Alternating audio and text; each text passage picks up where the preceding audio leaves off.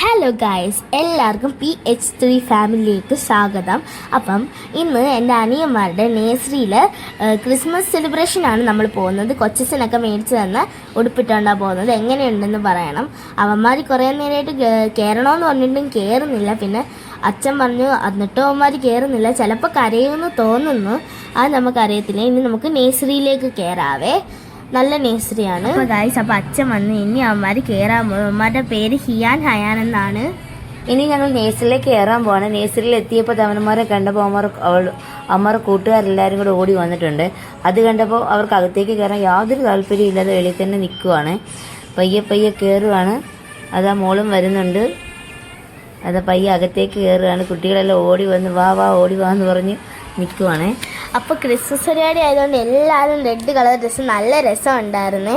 അപ്പം ഇവന്മാരാണെങ്കിൽ ചെരുപ്പൊക്കെ കയറിയിട്ടല്ലേ നമ്മൾ നേഴ്സറി കണ്ടത്. അപ്പോൾ അതൊക്കെ കയറിയൊക്കെ വന്നാലും ഫ്രണ്ട്സൊക്കെ വന്ന് വിളിക്കുമോ, വാ നമുക്ക് കളിക്കാം എന്നൊക്കെ പറയാണ്.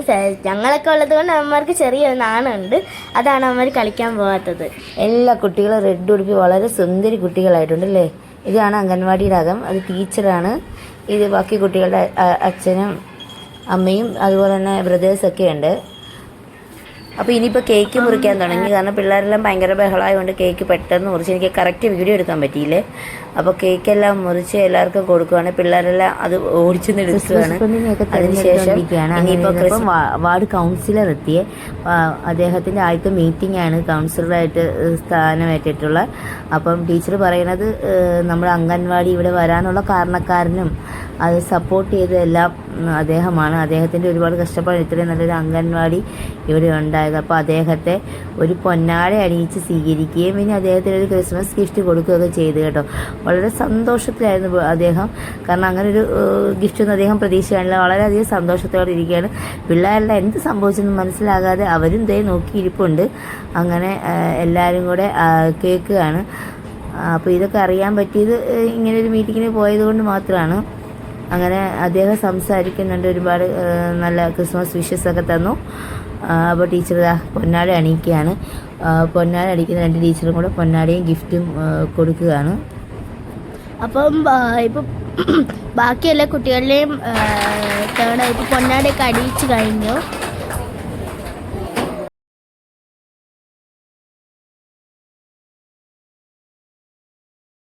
അപ്പോൾ ഇനിയിപ്പോൾ ഗ്രൂപ്പ് ഫോട്ടോ എടുക്കുകയാണ്.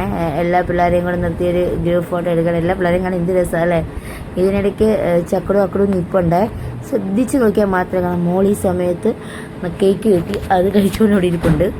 അങ്ങനെ എല്ലാവരും കൂടി ഒരുപാട് ഫോട്ടോസൊക്കെ എടുത്ത് വളരെ ഹാപ്പി ആയൊരു മൂമെൻ്റാണ് കാരണം അവരുടെ ജീവിതത്തിൽ ഫസ്റ്റ് ടൈമാണ് ഇങ്ങനെ ഒരു ക്രിസ്മസ് ആഘോഷം ഇതൊക്കെ.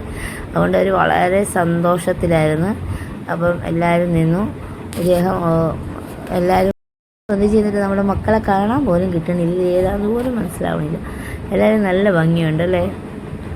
എല്ലാവരും വളരെയധികം സന്തോഷത്തോടെ ഇന്ന് ഒരുപാട് ക്യാമറാമാന്മാർക്ക് പുറകിൽ നിന്ന് ഫോട്ടോ എടുക്കുന്നുണ്ട്.